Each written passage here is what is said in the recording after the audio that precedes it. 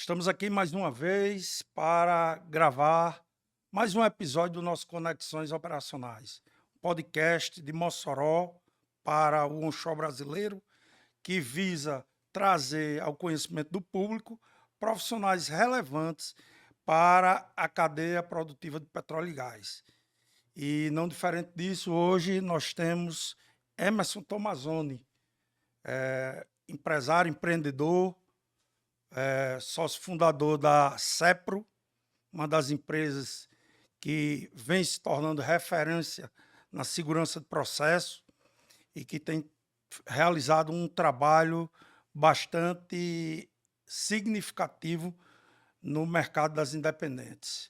Emerson é engenheiro de petróleo de formação, com especialização em engenharia de segurança de processo, tem um mestrado em análise de risco, avaliação de risco, e é muito bom ter o Emerson aqui como convidado. Um dos objetivos do nosso podcast é produzir conteúdos técnicos para que estudantes, pessoas do nosso segmento possam assistir e ter um melhor entendimento sobre os assuntos debatidos. E só para ilustrar, Emerson foi a primeira pessoa que conheceu esse projeto quando eu ainda estava desenvolvendo. O Conexões não tinha um nome de Conexões Operacionais ainda, era a Voz da Operação. Eu tive a oportunidade de jantar com ele e apresentar a ideia e tal, e ele deu muitas boas dicas que ajudou bastante ao Conexões a iniciar e a buscar o seu lugar ao sol. Então, Emerson, com grande satisfação que eu te recebo aqui. Quero que você saiba que eu admiro bastante você como profissional, como ser humano, e é muito bom estar aqui no Conexões Operacionais. Rodolfo, muito obrigado. Eu tenho que agradecer, principalmente aqui, por ter essa oportunidade com vocês, pelo convite, né? E como você comentou inicialmente, tive a oportunidade de saber dessa ideia, desse projeto maravilhoso que vem se demonstrando aí ser um projeto que está tomando um pouco também, sendo muito interessante, muito podcast bacana. Até recomendo a todos, tá? Quem está assistindo só esse pela primeira vez, sugiro assistir os demais também, que são excelentes. E fico muito feliz pelo convite, tá? Muito feliz de estar aqui com vocês também. Também sou um dos fãs do teu trabalho, Rodolfo. Também a gente já veio tendo aí alguns contatos, né, com outras demandas, com outras frentes, com algumas operadoras também, enfim. E, mais uma vez, eu quero agradecer pela oportunidade de estar aqui com esse convite e poder compartilhar um pouco da experiência, compartilhar um pouco desse tema de segurança operacional, segurança de processo. E a ideia é justamente a gente conseguir trazer alguns temas aí relevantes, né, para poder fazer uma abrangência a nível nacional aí no segmento de óleo e gás, principalmente onshore, né, que é o que está tendo hoje uma maior abrangência, principalmente com as independentes. Então, mais uma vez, muito obrigado mesmo. E vamos lá, né? Vamos ver o que nós podemos compartilhar, ver o que nós podemos trazer de experiência aqui, e vamos transformar esse podcast cada vez mais, expandir aí toda a rede nacional e principalmente Mossoró, que com certeza você já dominou o mercado em Mossoró aí com podcast, então... Mas vamos lá. Estamos tentando. Diante de tudo isso que foi conversado, das apresentações, eu queria que você, para a gente iniciar, dissesse quem é Emerson, o que foi que lhe alicerçou, quais foram os principais desafios que te fizeram chegar até aqui. Bacana. Bom, quando nós falamos aí quem é Emerson, primeiro é um garoto, né? Esse menino bonito aqui com a barba branca ainda é um garoto, tá? Então, brincadeiras à parte, mas tem um ponto bem interessante. Eu estou morando no Nordeste já tem cerca de 10 anos, né? Sempre me pergunto, onde você veio, qual o sotaque, etc. E aí isso me referencia um pouco do histórico, né? Quem que é Emerson? Emerson, basicamente, é um rapaz extremamente resiliente e que nunca teve medo de encarar o mundo. Eu acho que me resumiria dessa forma. Eu sou de Rondônia, naturalmente de Rondônia. Se alguém não conhece alguém de Rondônia, prazer, Emerson, tá? Vim de família humilde, sempre trabalhando em área rural, e etc. E aí tive uma oportunidade, né, sempre desbravando um pouco aí o estado também, mudei em Mato Grosso, morei em Rondônia, sou de Rondônia. Tive a oportunidade de ir para Bolívia fazer faculdade, né? E nessa oportunidade, uma das faculdades que eu tive muito interesse, em cidade exata, era engenharia de petróleo e gás. E quando fui fazer esse curso, depois de uns 3 anos morando na Bolívia, tive a oportunidade, na verdade não foi bem uma oportunidade, né? Foi uma necessidade que brasileiros formados fora não podiam exercer a profissão de forma direta, sem algumas devidas aprovações por CREA. E aí, por natureza, acabei encontrando algumas faculdades no Brasil que aceitavam a transferência. E uma delas foi Natal Brilhante, né? Então, foi justamente com o Natal, eu me mudei para Natal, fui terminar minha faculdade de engenharia de petróleo, e aí tive outras oportunidades, que falaremos talvez um pouco mais à frente, mas sempre encarando o mundo, sempre encarando o mundo. E aí, com isso, hoje, essa fala sempre quando alguém me pergunta, você é de onde? Rondônia. Mas Rondônia, o que você está fazendo aqui, cara? Em Aracaju, em Mossoró, você é de Rondônia? Como você veio parar aqui? Aí eu sempre conto esse resumo rápido e de uma forma poder me resumir. Cara, quem é Emerson? Resiliente, nunca teve medo de encarar o mundo. Então, desde 16 para 17 anos, saí de casa e hoje eu estou aqui. Então, quem é Emerson? É essa pessoa. E quais são os desafios? Querer, de alguma forma, mudar o mundo, nem que seja, ou algumas pessoas, ou algum processo, algum segmento, de uma forma de trazer benefícios. Então, isso foi sempre o meu desafio e o que me motivou estar aqui hoje com vocês, né? Aqui com você, Rodolfo, e ter conseguido esse brilhante convite aqui para estar compartilhando com vocês essa experiência. Então, é isso. Mas você de formação é engenheiro de petróleo e gás, né? Uhum. Em que momento, que passo você considera fundamental a sua ida, a sua associação com a segurança de processo? Boa.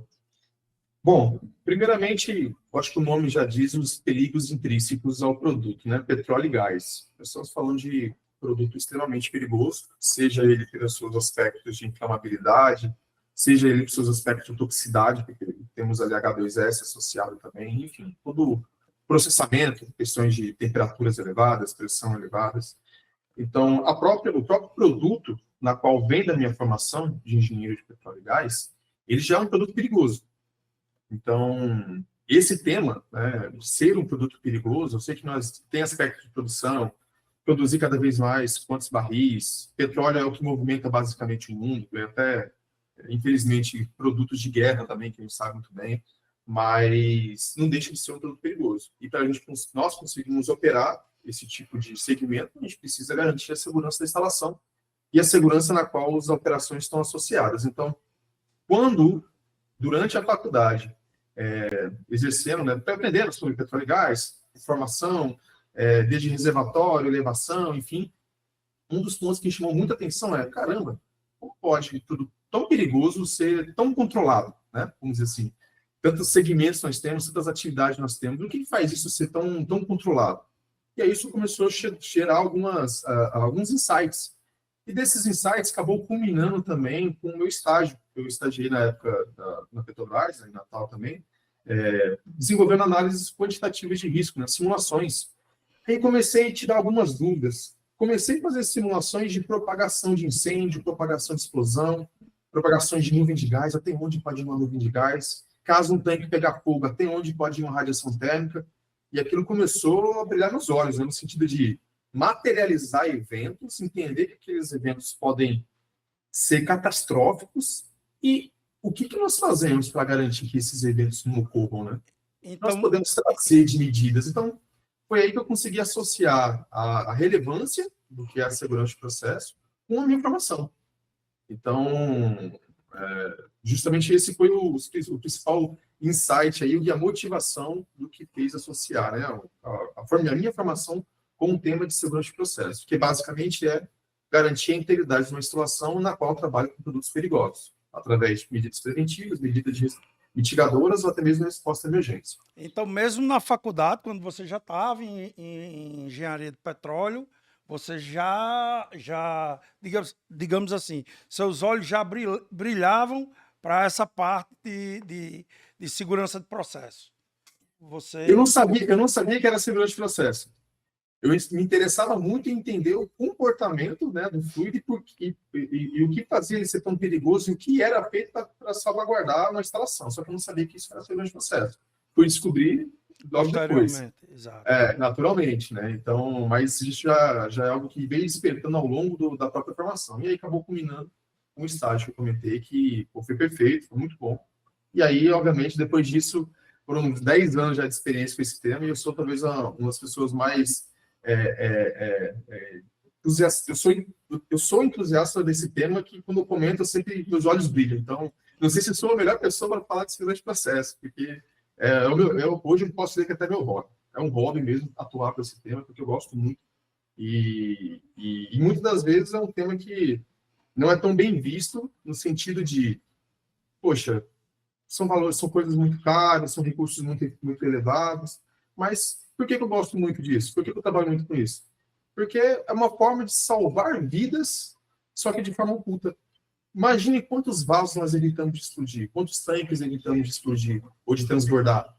Só que eu não consigo mensurar isso. Mas eu sei que nosso trabalho de sombra, de todos os profissionais de segurança de processo, é isso. É evitar que eventos ocorram. Eu só não consigo materializar quantos eventos evitamos que ocorreram. É o que ocorreram. Então, é um trabalho de sombras, bem resiliente, mas eu sou apaixonado. Emerson, e a sua carreira? Você, quando iniciou como engenheiro de petróleo ou já iniciou como engenheiro de segurança? Como foi que se deu essa parte da sua carreira profissional? Rodolfo, da mesma forma, acho que talvez muitos profissionais seguirem uma certa transição.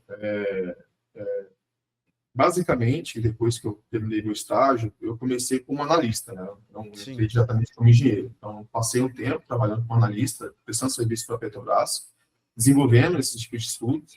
Só que um ponto que chamou muita atenção é a famosa teoria versus prática, né? Então, muitas coisas eram abstratas e via diversos softwares, diversas literaturas, só que eu não conseguia trazer aquele feeling operacional para minha realidade, porque eu nunca tinha trabalhado na operação. Então, eu comecei a me aprofundar muito nas atividades operacionais, porque a segurança de processo, diferentemente da segurança do trabalho, a premissa da segurança de processo é conhecer a operação, é conhecer o nicho de negócio na qual você está associado para garantir a segurança de instalação. Então, quem pode ser o melhor engenheiro de segurança de processo de petróleo, por exemplo? Quem trabalha com operação, quem veio do processo da operação. E de uma mineração, mesma coisa. E de uma petroquímica, mesma coisa. Segurança do trabalho, ela já tem outras ferramentas, outras frentes, que não necessariamente você precisa ser dominador da operação. Você tem que conhecer muito bem de regulamentos, normas, etc. Segurança de processo já não vem aí. Por que eu estou contando isso? Esse foi um dos principais balizadores para poder me motivar, que é ir muito do campo. Chegou uma certa época que aí em Mossoró, um calorzão de 45 graus, né, isso no inverno, eu passava quase o dia inteiro aí contando válvula, contando equipamentos, para poder entender como era a operação, poder começar a contabilizar cada equipamento que podia gerar uma probabilidade de vazamento, enfim. Começava a perguntar muito para os operadores, começava a acompanhar a rotina dos operadores. Acabei virando uma espécie de operador, vamos dizer assim, só de forma indireta. Eu não operava, não manuseava, não era uma obrigação. Só que, com isso, acabou trazendo uma bagagem operacional relevante. Consequentemente, nas primeiras oportunidades que teve como engenheiro, quando eu consegui associar a teoria com a prática da minha formação, né, voltada à segurança de processo, eu não falava, começava a falar na mesma linguagem da operação, isso acabou fazendo com que eu ganhasse certo destaque. E nesse certo destaque, consegui, em pouco tempo, de 6 a 10 meses, mais ou menos, ele já ser promovido a engenheiro. Então, já fiquei ali como engenheiro de segurança de processo, fazendo várias frentes, análise de risco, PR, RASOP, LOP, etc. E com o tempo, acabei passando para outras empresas, outros nichos de negócio. Trabalhei na Petrobras como terceiro, trabalhei na Ipiranga também um tempo, né, na parte downstream, foi um grande desafio. Trabalhei na Petroquímica também, na Braskem. Por último, meu último cargo no CLT foi na empresa que adquiriu os campos aqui em Carmópolis, né, que é a Carmo Energy, para ajudar na transição. Então, tudo isso acho que foi algo desse início, né, de querer entender mais a operação, se aprofundar e associar aí com a segurança de processo. Então, se eu falar um pouco da minha carreira, né, resumidamente seria isso. E outro detalhe, lembra do início quando eu comentei de encarar o mundo? Nesse de encarar o mundo, foi rodando o Brasil. Morei no Rio Grande do Norte, morei no Rio de Janeiro, morei em Alagoas, hoje em Maceió, né? Hoje estou morando em Aracaju. Então, cada desafio desse era uma mudança. Mas foi muito bom, foi muito bom. Que isso tudo fez com que agregasse muito no profissional, agregasse muita experiência, e aí hoje eu consigo ter uma visão bem holística do poço ao posto, né? Igual aquele livro de petróleo que muitos já leram. Então, Sim. isso é muito interessante, né? E seguindo, né, nesse contexto que você está apresentando, quais foram os principais desafios que você observou de sair da condição de CLT para empreendedor, né? Que todo empresário diz que existe um grande desafio de empreender no Brasil. E o que isso te agregou de valor ao profissional, Emerson? Boa. Olha, antes de falar dos desafios, a primeira coisa que eu falo não é fácil. Não, não achem que é algo fácil. Eu vou ser o dono de empresa agora, um empreendedor, e isso vou ter um status melhor, digamos assim. Então, existem muitas dificuldades, muitos desafios, assim como vários outros segmentos, mas empreender no Brasil também não é fácil. Então, o que eu colocaria aí como principal desafio? Pegando principalmente pelo meu caso, tá, Rodolfo? O que fez eu sair, por exemplo, né, largar um cargo, que tinha um cargo de gestão nessa última empresa, eu era o gerente de segurança de processo, né, nessa empresa, e tinha um salário de razoável também, um salário interessante, conseguia pagar o cartão da minha esposa, então tá ótimo, né? Mas o que motivou, né, eu ter saído e tentar empreender? Primeiro desafio que eu diria para todo mundo é a coragem em materializar uma ação. Como assim? Eu já tinha esse desejo, sabe, de querer pegar essa bagagem, pegar esse meu histórico e o amor que eu tenho pelo tema de segurança de processo e ajudar as empresas como um todo, no geral, né? Só que ia ficar muitas das vezes aquele pensando, poxa, eu tenho que ter meu salário mensal, tenho que ter meu salário, tenho um ponto, tenho dívida, tenho filho, tenho escola, tenho cartão da esposa para pagar, né? Que depois ela viu o podcast, ela vai puxar minha orelha, com certeza. Mas, e não precisa cortar essa parte, tá? Mas a partir do momento que eu decidi, eu vou materializar, né, esse meu desejo, vou partir para essa coragem, já que eu, como comentei lá no início, quem é o Emerson? É basicamente resiliência e ter a coragem de encarar o mundo. Eu vou começar. Eu vou dar um fim aqui e vou começar esse desafio. E os principais desafios, a primeira é ação. É tomar a coragem em agir. Porque depois, muitas coisas vão se materializando aos poucos. Cada passo é um passo, cada passo é um passo. Obviamente, você não começa com uma empresa de 20 pessoas. Eu comecei, quando eu decidi fundar a CEP, né? Basicamente, já tinha um CNPJ aberto, alguns anos atrás. Só que aí chamei mais duas pessoas, que é a Lívia, a Maria, que é minha sócia, a Laura também, que é minha sócia, e vamos montar aqui a empresa. Começou no quarto da minha casa, somente nós três, não tinha nenhum colaborador, não tinha nenhum funcionário, até porque o primeiro desafio é fluxo de caixa. A gente tem que ter um fluxo de caixa, né? Como que eu vou pagar salário para alguém se eu não tenho nem produto, se eu não tenho nem demanda? Então, começou no fundo de casa, num dos quartos da minha casa. E aí, com isso, com o tempo, graças a esses 10 anos de experiência passando por várias empresas, onde eu sinalizei, basta eu publicar no LinkedIn, né, que passei a ser consultor, aí muitos colegas de várias empresas começaram a entrar em contato. Você está prestando serviço agora de consultoria? Assim, bacana. Cara, eu estou precisando disso, estou precisando daquilo. Surgiu uma nota aqui da ANP, tem uma auditoria, tem uma análise de risco. E aí isso foi o famoso boca a boca. O famoso boca a boca, né? E graças, obviamente, aí à jornada de trabalho ao longo desses 10 anos, né? Sempre trabalhando com seriedade, com dignidade. Sempre, graças a Deus, né, tive muitos amigos, muitos colegas ao longo dessa jornada, e isso favoreceu muito. E isso foram os frutos que foram colhendo a partir do momento desse desafio. Então, de tomar essa ação. Então, para mim, o primeiro desafio foi tomar ação, que depois tudo foi vindo naturalmente, né, dentro do seu tempo. Aí, o grande cuidado é sempre saber dosar, né? Não dar passos maior que a perna, e dentro do seu regime de escopo que você consegue atender. As coisas foram surgindo naturalmente e hoje nós estamos já com 2 anos e meio, basicamente, de empresa, e hoje nós temos um quadro técnico de quase 23 pessoas, contando comigo e os sócios, né? Então, a gente teve uma expansão aí considerável, né, ao longo desses últimos 2 anos devido à necessidade do mercado. E isso foi os principais motivadores para ter deixado o CLT e se tornar aí partir para o posto de consultoria, né? Então, diria isso. E, como eu comentei, desafio, vão ter muitos. E o detalhe, tá? Detalhe agora para os clientes que escutem. Detalhe muito importante. A área de consultoria talvez é um dos maiores desafios de empreendedorismo. Por quê? É as maiores cargas tributárias, tá, gente? São as maiores cargas tributárias, tá, para empresas de engenharia e de consultoria. Não é fácil. Eu que o diga. Aquilo que é óbvio que a gente não gera renda para o governo. No governo, não. Você não gera movimentação. Eu não compro tijolo, eu não compro aço. É poder intelectual. Então, sim, por isso, sabiamente, o governo acaba tributando mais a gente, né? Queria aproveitar a oportunidade e também mandar um abraço para a Lívia e para a Laura, que sempre, em todos os trabalhos que eu pude participar com a CEPRO, estiveram presentes, né?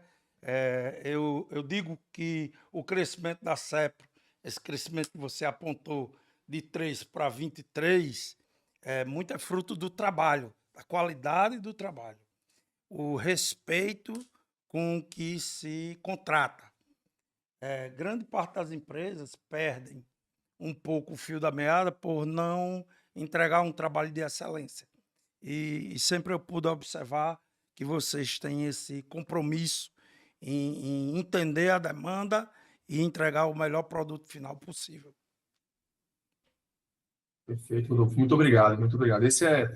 A gente busca sempre ser a nossa marca registrada, né? A qualidade, né? Qualidade e, obviamente, o alvo principal, né? Que é não só atender o cliente, mas atender a necessidade. Por isso que cada produto, cada trabalho, ele acaba sendo personalizado, customizado para a necessidade do cliente, porque a gente tem que atender não só o que ele quer, o que ele precisa, né? Dentro do seu escopo até mesmo de budget, né? Porque a gente sabe que, principalmente as empresas independentes, têm certas limitações financeiras também, então, que faz parte do nicho de negócio, né? Então, muitas vezes a gente tenta buscar essa realidade também, né?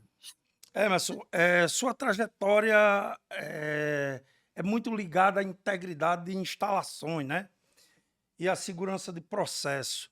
Qual momento você visualizou essa oportunidade? Você já disse que na própria universidade você já via, mas não sabia o que era.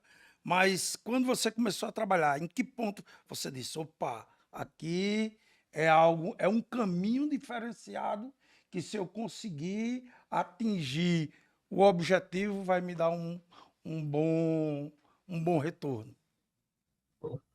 Bom, além da universidade, da faculdade que eu acabei comentando, um ponto muito interessante, se nós olharmos talvez os últimos 2 anos, os últimos 3 anos, acho que saiu até uma matéria, não lembro qual foi o jornal que eu li, as principais carreiras de expansão no Brasil. E das duas, eu não lembro qual era a primeira, a segunda era a área de segurança de processo. Por que eu digo isso? Quando eu comecei a exercer essa profissão, em meados de 2017, ali mais ou menos, quando eu comecei a entender, né, de fato, o que era segurança de processo, eu me lembro que em 2019, quando eu fiz uma pós-graduação lá no Senai, no Rio de Janeiro, eu já estava morando no Rio nessa época, não tinha pós-graduações nesse tema, né? Tinha uma ou outra que tinha aberto, muito especificamente. Quem estava lá nessa pós-graduação, por exemplo, em 2019, eram pessoas que já trabalhavam no tema, e eu comecei a verificar que era uma área de negócio muito restrita. Muito restrita. Eu falei, poxa, interessante, né? Uma área tão perigosa, uma necessidade tão grande, mas ter tão poucos profissionais no mercado. Então, isso foi o primeiro start. Falei, Então, já vejo aqui que é uma área promissora, a fins de longo prazo, médio e longo prazo.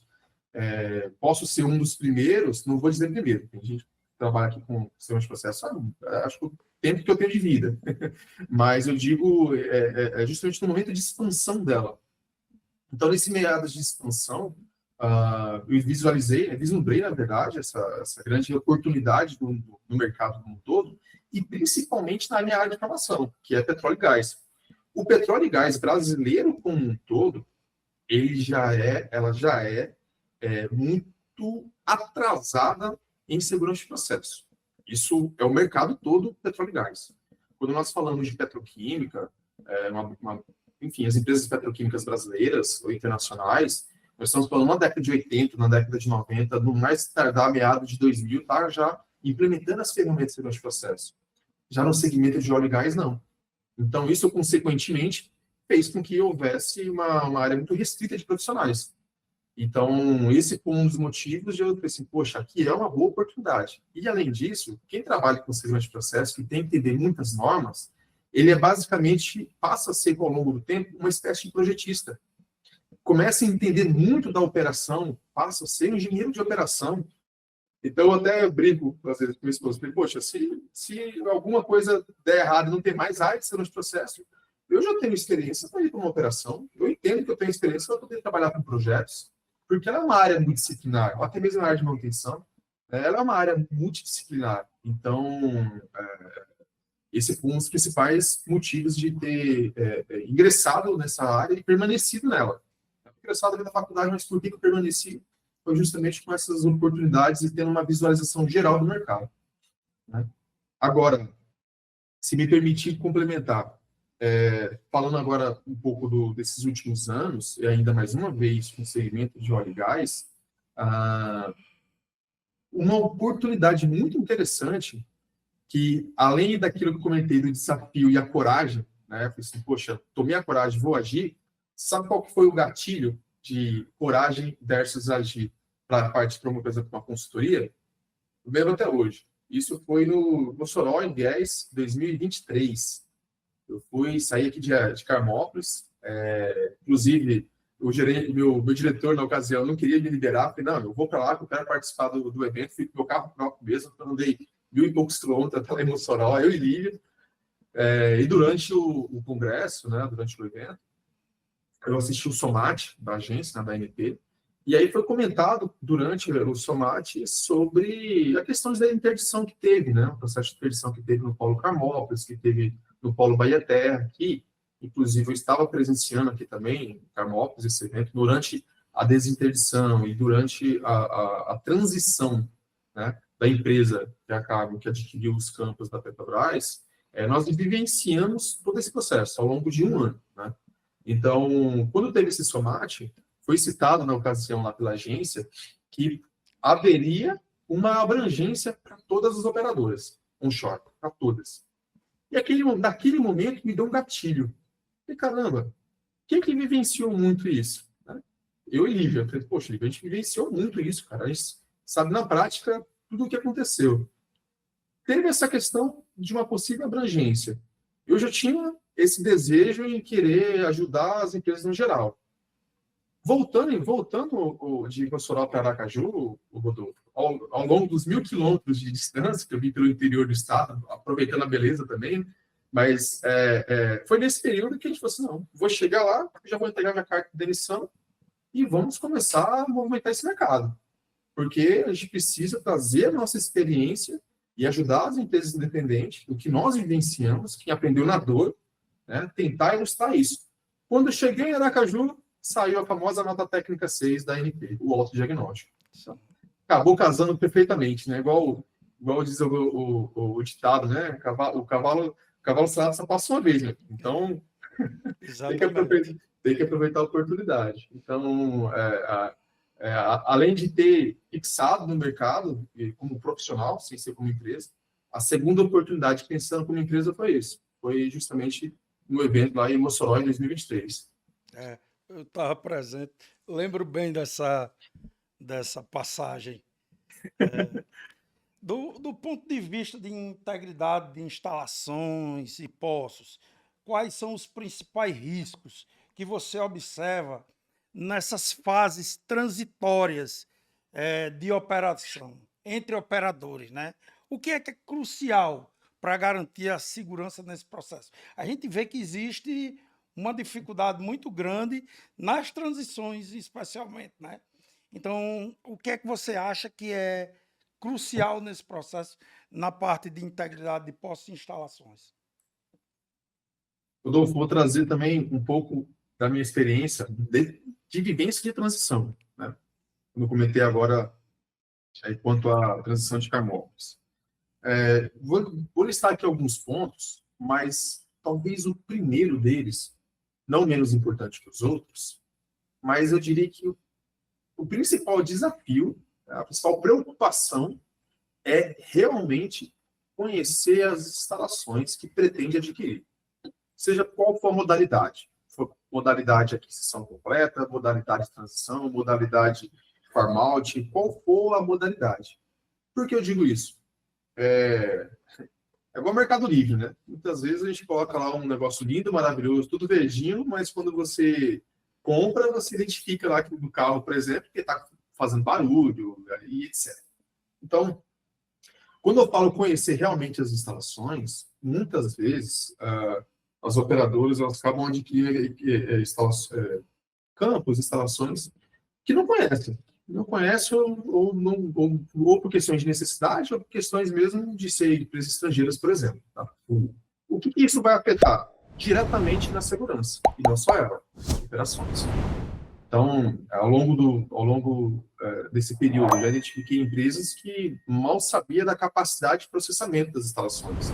Pretendia furar poços, sendo que as instalações nem suportavam qualquer capacidade de aumento de produção, porque não conhecia que o crucial ali era a água de injeção, por exemplo. Então, isso acaba afetando muitas coisas. Afeta o budget da empresa, afeta questões comerciais mesmo, o que foi prometido de venda e não conseguiu adquirir, vender. E, obviamente, a segurança. Isso é a primeira preocupação que eu colocaria. Né? De fato, conhecer as instalações que a gente pretende adquirir.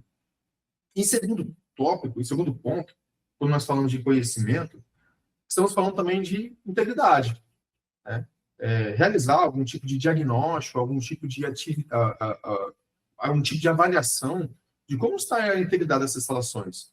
Lembre-se que a maioria das instalações que estão sendo vendidas aí por transições, que é da Petrobras, que era o monopólio brasileiro em termos de ativo, um short principalmente, nós estamos falando de instalações da década de 70, da década de 80, né? Algumas da década de 90. Então, todo equipamento e toda instalação tem uma vida útil. Então, será que a integridade dessas instalações ainda é a mesma? Fluidos agressivos, a gente trabalha com H2S, que é corrosivo, por exemplo. Então, uma das preocupações para conhecer, eu preciso diagnosticar. Para que eu preciso saber desse tipo de diagnóstico? Para saber onde eu estou me metendo.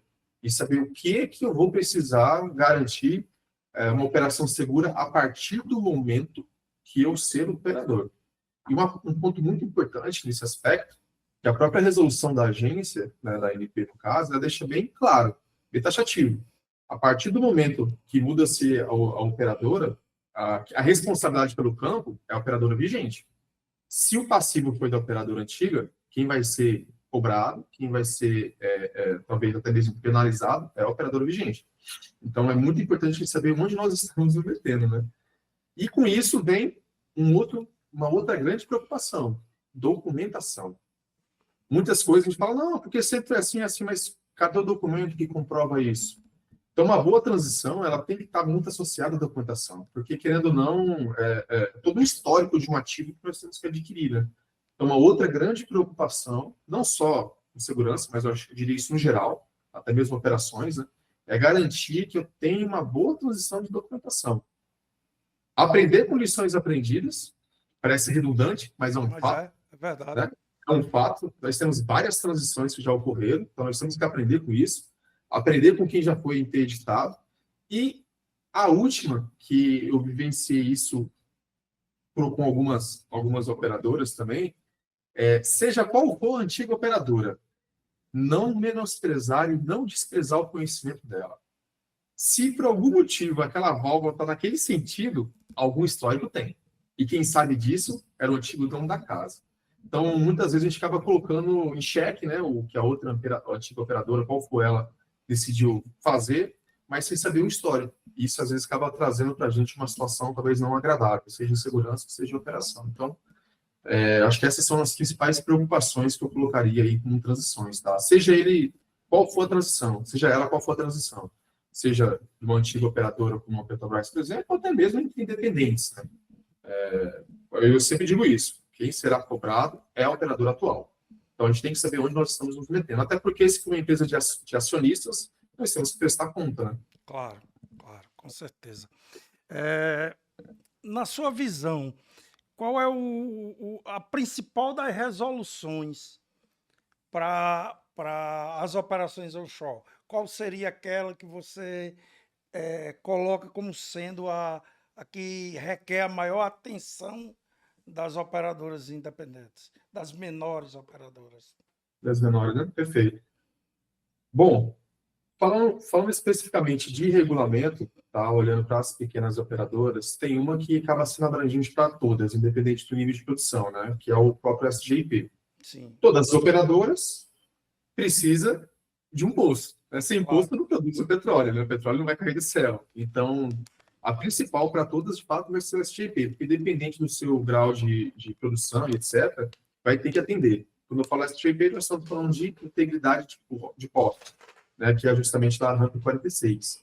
Então, ela já traz os critérios de que tem que ser garantida a integridade do poço, né, desde camadas, desde CSB secundário, CSB primário, estou falando de formação, estou falando da cabeça do poço. Então, acho que se fosse fazer uma abrangência para todas as operadoras, eu diria que essa é a primeira a se preocupar. A segunda, vou colocar uma segunda na lista, seria o próprio SGI, que é o RTSGI, né, o Regulamento Técnico de Gerenciamento de Integridade das Instalações Onshore. Esse outro regulamento ele já tem umas limitações, né, porque não são todas operadoras, vai a nível de produção. Então, as operadoras que estão abaixo de 15 metros cúbicos, por exemplo, de petróleo, né, já não se enquadram, tem outras que acabam se enquadrando. Então, essa também é uma outra preocupação. Eu me preocupei com o poço, agora tem que me preocupar com a superfície. Quem é que está produzindo, quem é que está garantindo a integridade dela. Então, acho que em abrangência, para todas as operadoras, seriam essa. Tá? E um ponto importante, antes de passar para você, Rodolfo, lembre-se também que há uma expectativa, isso já foi minutado pela agência há 1 ano, 2 anos atrás, se não me falha a memória, uma revisão no arcabouço regulatório, né, que é o famoso SGSO. Então, há uma expectativa de vir esse novo SGSO, então já foi até citado agora no SOMAT da ANP em Mossoró, esse ano passado agora, no final de 2025, de ter uma abrangência em juntar todos os regulamentos em um só, e aí nessa união pode ter novidades para as pequenas operadoras. Pode ser para bom no sentido de eximir de algumas coisas, mas também pode agravar em outras no sentido de talvez mais aquisições, mais avaliações, para garantir a integridade e etc. Então, é um ponto para ficarem atentos aí que pode ter novidades ao longo desse ano, 2026, mais tardar em 2027, assim eu creio. Né? Não tem nada oficializado, é a minha expectativa. E em cima dessas regulações, dessas necessidades de atendimento a essas normas, quais são as maiores dificuldades que você observa nas operadoras em cumprir? É o quê? É falta de conhecimento, falta de infraestrutura. Onde é que você acha que existe ainda um grande desafio? Eu vejo de duas formas, 2 grandes desafios. O primeiro desafio, não estou aqui como um defensor ou muito menos um advogado da agência, mas é entender qual é o objetivo, né? Qual é o princípio da ANP e da agência, por exemplo, quando nós falamos desse tema. Basicamente é o quê? Assegurar a segurança das instalações, que, consequentemente, vai garantir a segurança dos colaboradores, do meio ambiente e também da imagem da companhia. Isso, às vezes, parece uma frase copiada, né? De uma apresentação Sim. e colada aqui. Né? É uma mensagem de praxe, talvez em DDS bonitas, em reuniões bonitas aí deve ser dito. Só que, se a gente parar e entender no detalhe, de fato é isso. Quando nós observamos aí, vamos falar nos últimos 2 anos, 2026, não, os últimos 3 anos, né? Nos últimos 3 anos, quantos eventos ocorreram, e temos até mesmo de acidentes, mas não só em acidentes, eventos, por exemplo, de interdições, auditorias que teve pela agência, e ela acabou interditando instalações. Ah, isso ela está interditando porque agora ela aumentou a régua. Não necessariamente. Tudo que hoje é visualizado já está prescrito em algum dos regulamentos, né? E próprio embasado pela lei, identifica um risco grave iminente, seja para as pessoas ou para o meio ambiente, ela tem total autoridade em realizar interdições. Nós vimos em vários casos, né, como, por exemplo, a ausência de recursos básicos, sistema de combate a incêndio, PSV, que é uma válvula de alívio de segurança. Poxa, mas esse vaso está sem PSV, mas trabalhou 50 anos e nunca explodiu. Que bom, porque Deus é brasileiro. Que bom que Deus é brasileiro, mas isso não quer dizer que amanhã não vai explodir.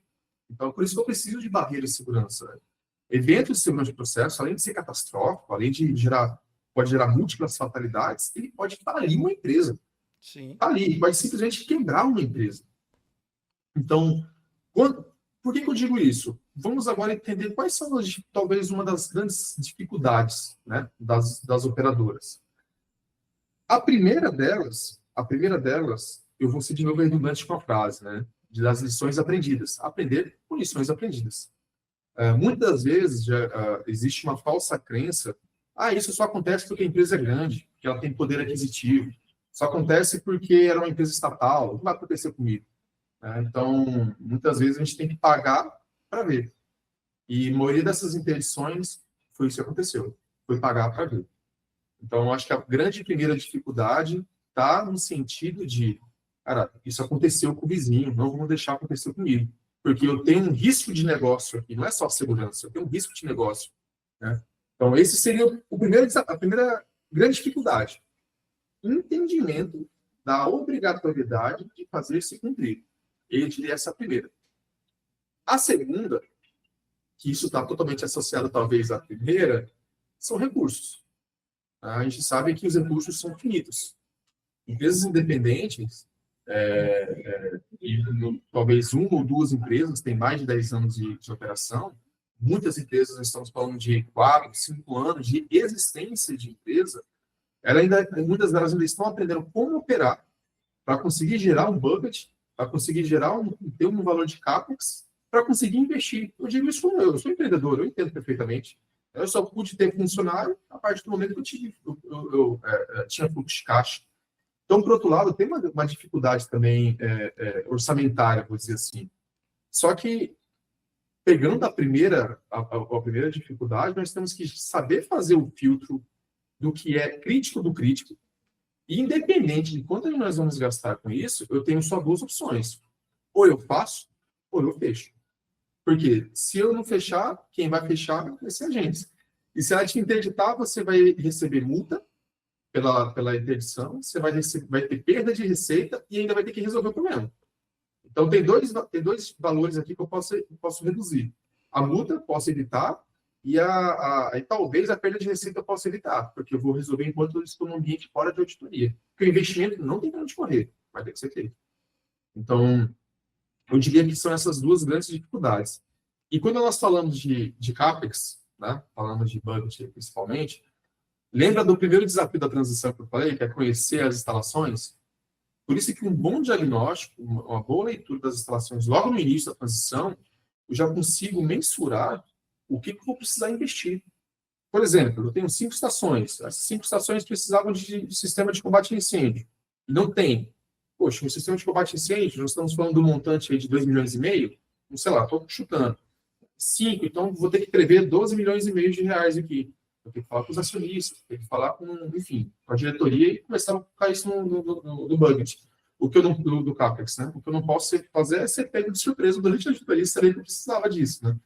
Então, acho que essa é uma outra grande dificuldade, também está associado aí a planejamento, né?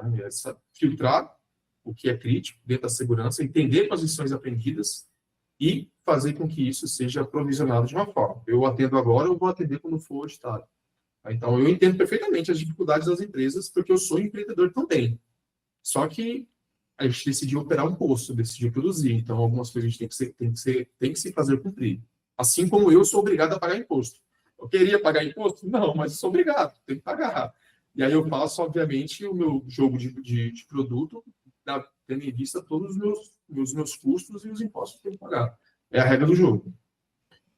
Se você pudesse propor uma melhoria estrutural na forma como o país regula a integridade das instalações, qual seria a sua prioridade? Prioridade. A minha prioridade seria a integridade. Por que a integridade? A segurança de processo, por conceito, é o quê? É um sistema de gestão capaz de garantir a integridade de uma instalação, evitando vazamentos, perda de proteção primária. A primeira barreira, ela é a integridade. Então, dentro de muitas prioridades, a maior prioridade é a primeira, é a integridade. Então, e como nós falamos se eu pudesse propor, por exemplo, uma melhoria a nível nacional, a própria agência já fez isso recentemente, né? Ela lançou 4 súmulas relacionadas aí à integridade. Só que, olha, agora, se eu pudesse, né, fazer uma proposta para a agência, eu não sou ninguém na história, mas se eu pudesse fazer uma proposta para a agência, depois que lançou essas 4 súmulas, muito específicas para a integridade, deixando bem claro o que é um risco grave iminente no tema de integridade, tirou-se muitas dúvidas de operadoras. Então, talvez, eu acredito que alguns regulamentos da agência poderiam ser um pouco mais prescritivo, um pouco mais objetivo, não deixar muita margem de entendimento para as operadoras, que aí às vezes elas acabam tomando direções que muitas vezes podem ser equivocadas, né? E aí acabam alocando recursos, gastando com recursos, e quando há uma auditoria, por exemplo, não era isso que eu pretendia, não é dessa forma, é dessa outra forma. Então, talvez eu diria algo mais prescritivo, olha, faça isso dessa forma. Claro, com cada nível de complexidade de operação, diria assim, né? Ou até mesmo por níveis de operação, né? A categoria A, categoria B, categoria C, em termos de capacidade produtiva. Então, se eu pudesse, talvez, trazer alguma proposta de melhoria estrutural de arcabouço regulatório, seria isso. Tirar um pouco a margem de entendimento, deixar mais objetivo e prescritivo o que as operadoras devem cumprir e focar principalmente na integridade, que é a nossa primeira barreira. Todas são importantes, mas essa é a primeira. Garantindo ela, eu nem vou precisar acionar a segunda, daí a terceira e assim sucessivamente. Isso que você fala é bem importante. Durante a minha vida estudantil, né, principalmente acadêmica, eu cursei direito, né, não concluí, mas eu sempre tive a impressão que as leis no Brasil, elas são feitas para que o entendimento seja dúbio, que você possa sempre deixar uma brecha. Não estou criticando o sistema, mas já criticando, é sempre assim.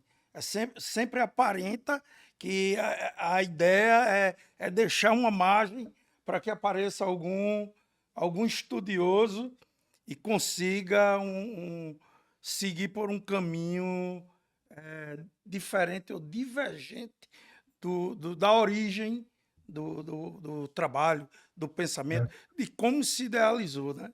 Aquilo ali.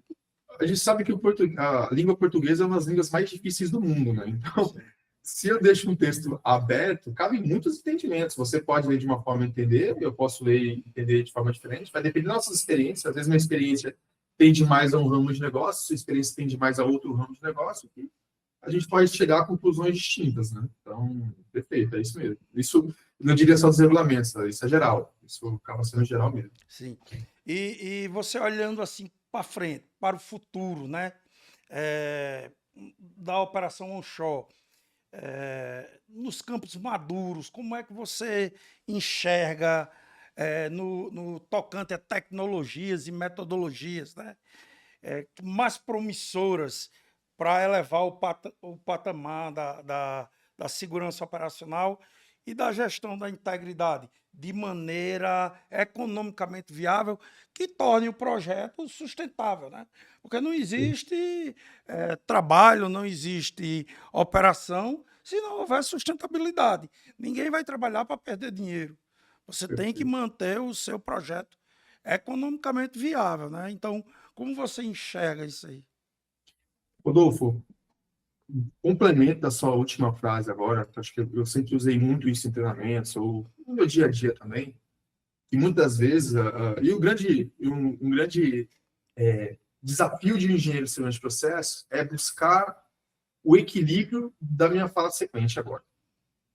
A segurança, ela tem que ser um pêndulo com a operação. Eu tenho que buscar um equilíbrio entre a operação e a segurança. Se eu prezar demais, né, o pêndulo pender demais para a operação, eu vou ter uma segurança muito frágil, ao ponto de não ter segurança. Se eu optar muito pela segurança e atender, enfim, focar muito na segurança, eu não vou ter uma operação sustentável. Então, obviamente, o mercado de óleo e gás brasileiro, ele move o mercado, ele move uma rede social, não estou falando de rede social, Instagram, LinkedIn, não, estou falando de uma rede social comunitária da região muito grande. Existe um impacto comunitário muito grande. Então, ela tem que ser sustentável, tanto para prover recursos internamente, mas, ao mesmo tempo, garantir até mesmo a segurança da própria comunidade. Então, esse equilíbrio, esse pêndulo, ele é difícil de ser obtido, mas é o nosso alvo. Sempre tem que ser o nosso objetivo em buscá-lo. Dito isso, olhando para frente, olhando para o futuro, o que eu poderia trazer ali como... Vou primeiro falar de metodologias para as empresas onshore, as independentes principalmente. Pegando pelo, acho que talvez 80% ou 90% dos ativos onshore do Brasil, a maioria deles era operado pela Petrobras. A Petrobras, no processo de desinvestimento, entrou-se empresas para produzir mais ainda. Né? Ninguém quer chegar e ficar produzindo a mesma coisa. Todo mundo quer aumentar a capacidade de produção. Ao aumentar a capacidade de produção, né, produzir mais, perceba, eu vou precisar furar poços, eu vou precisar reabrir poços, eu vou precisar aumentar a capacidade de instalação, melhorar a capacidade de processamento, enfim. Tem muitas coisas sendo necessárias ser realizadas para aumentar a produção, beleza? Para isso, a gente precisa do quê? De projetos. Certo? Isso é natural. Eu vou precisar de projeto para fazer várias avaliações. A metodologia mais simples, que a petroquímica já adota isso, para transformar um projeto sustentável, é dentro da etapa de projeto eu começar a implementar as ferramentas de segurança de processo. Porque o projeto já vai existir, vai ter que ter. Como assim, Emerson? Olha só que interessante. Uma determinada planta, eu fiz lá um layout básico daquela planta, coloquei uns tanques aqui, vou aumentar a capacidade desse tanque, vou botar um tanque desse lado aqui. Só que esse tanque, quando eu implanto um novo tanque, ele está 10 metros numa sala de controle. Ou está 5 metros numa bomba de combate a incêndio.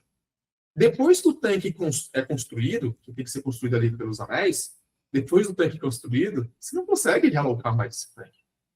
Aí imagine vir o Emerson fazer um trabalho, vir a ANP e falar, olha, o raio de vulnerabilidade aqui atinge sua sala de controle. Você tem que tirar sua sala de controle de lá. Ou vai ter que retirar esse tanque. Então, eu vou gerar mais um passivo financeiro.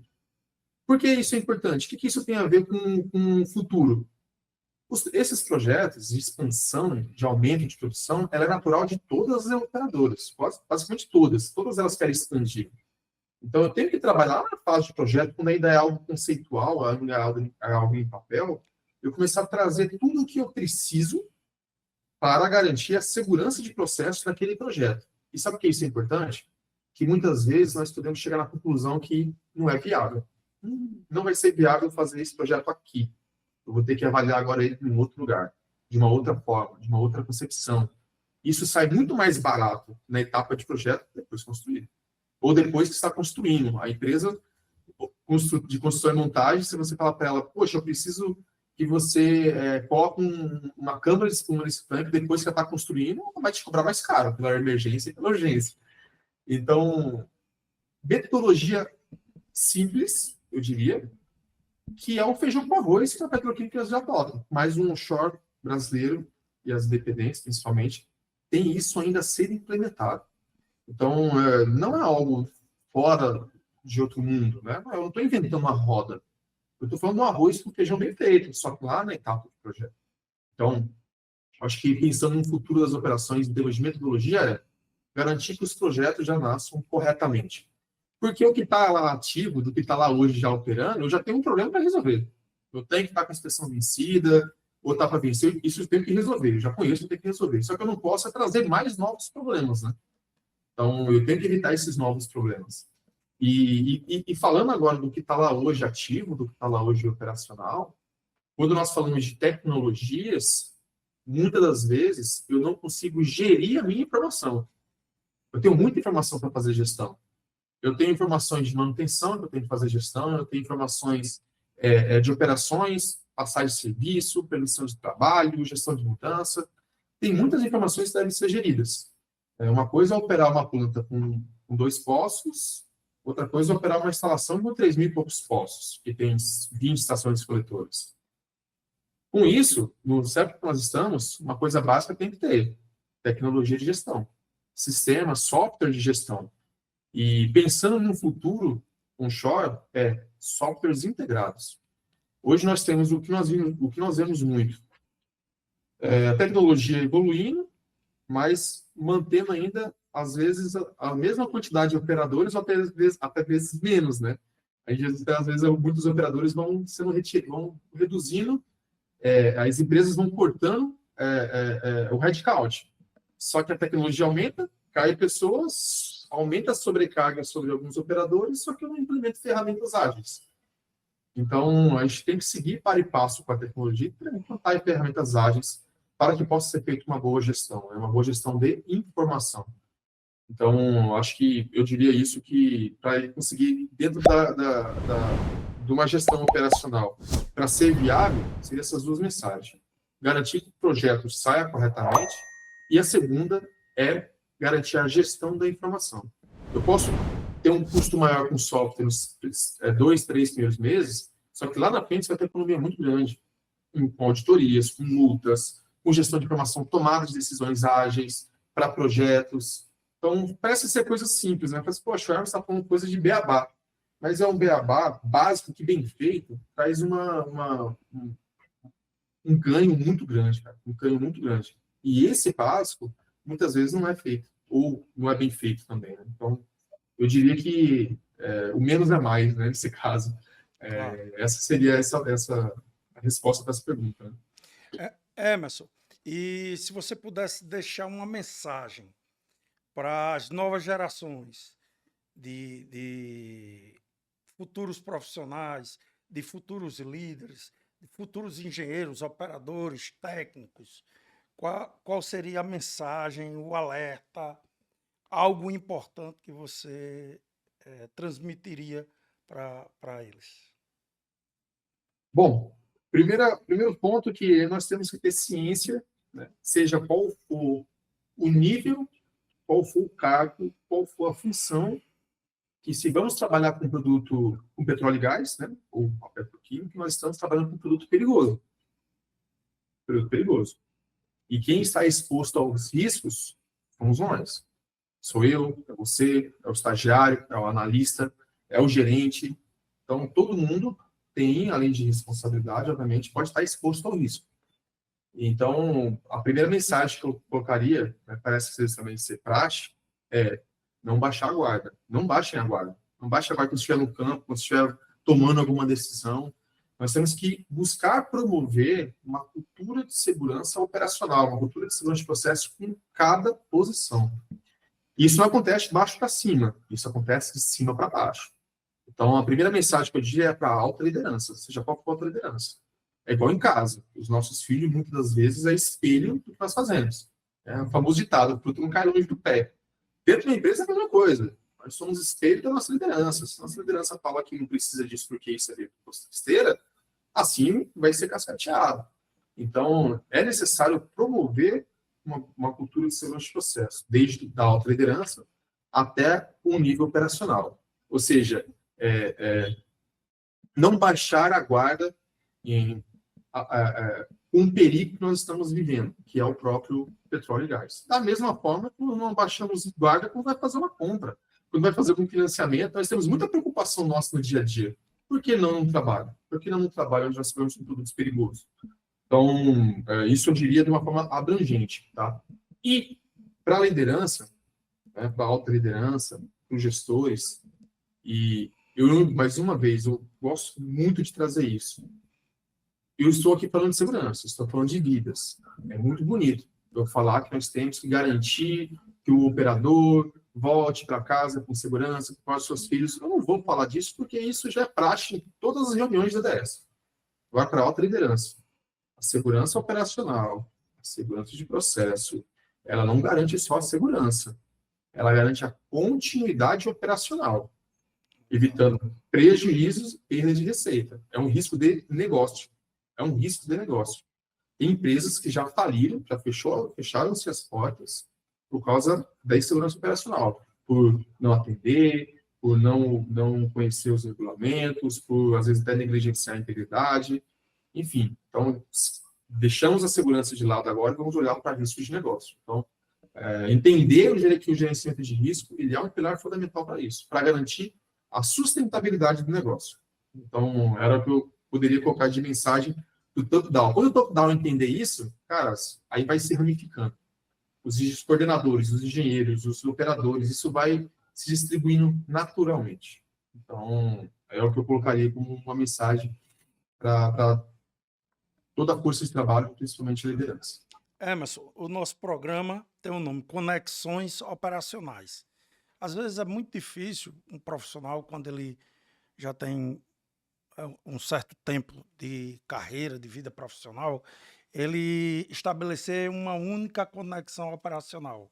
Mas você, Emerson, hoje, se você pudesse determinar quem são suas conexões operacionais, aquelas pessoas que estiveram em momentos importantes da sua vida profissional, que te ajudaram de alguma maneira a se desenvolver profissionalmente, quem seria? Bom, a primeira delas não é só a pessoa que fez com que crescesse profissionalmente, mas crescesse como pessoa, que é a minha esposa, que hoje é uma das minhas sócias também, né? Que é a Laura. Então, ela eu colocaria nessa lista.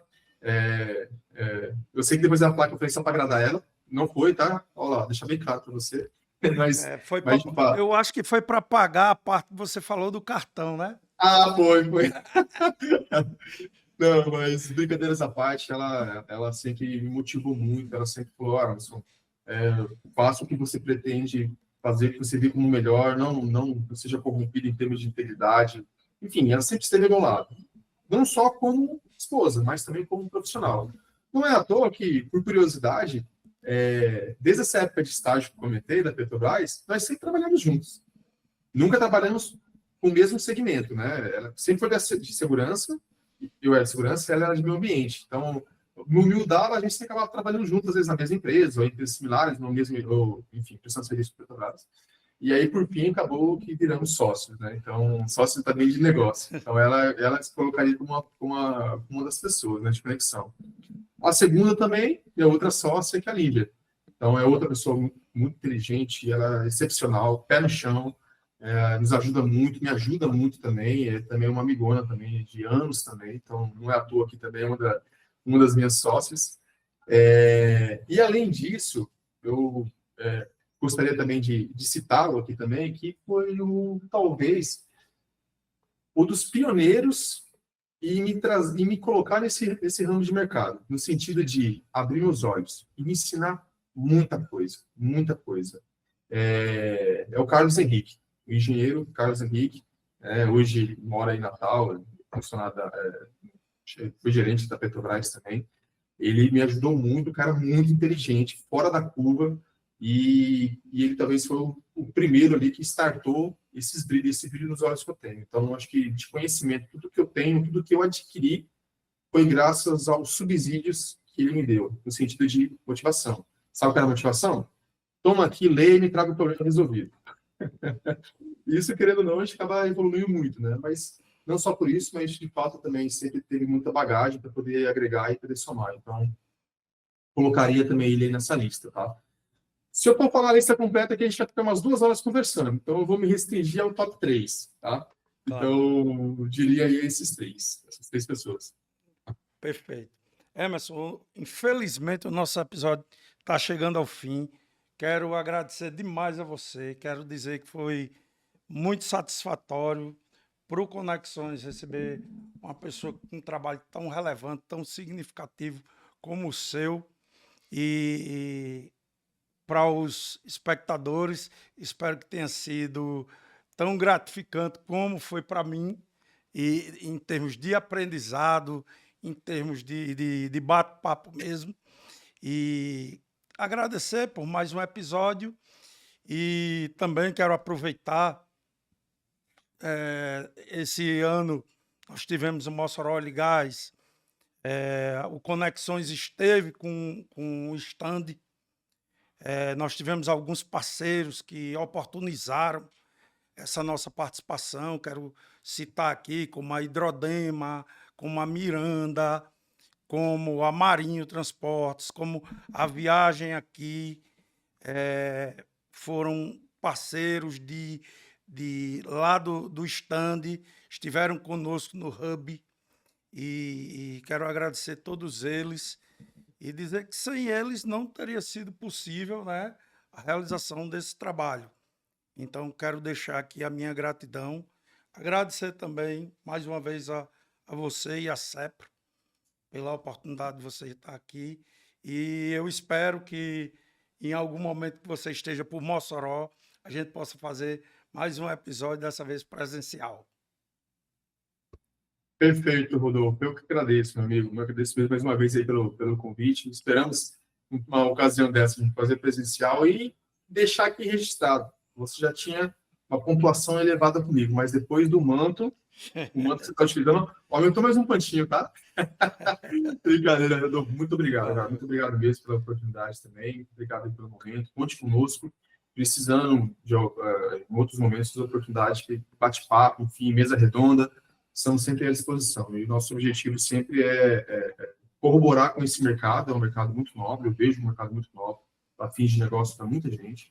E a ideia é a gente conseguir garantir que sejam negócios sustentáveis. Então, o trabalho que você vem fazendo também está agregando quanto a isso, né? Diretamente. Então, acho que esses brainstorming que tem, várias pessoas experientes que passaram por esses capítulos, esses episódios, eu vejo que está agregando muito valor. Então, parabéns mais uma vez aí pelo projeto. Um projeto muito lindo, um projeto brilhante, e conte conosco, beleza? Muito obrigado. Muito obrigado. Você que acompanhou o nosso episódio, se inscreva, curte, compartilha o nosso episódio e deixe os comentários.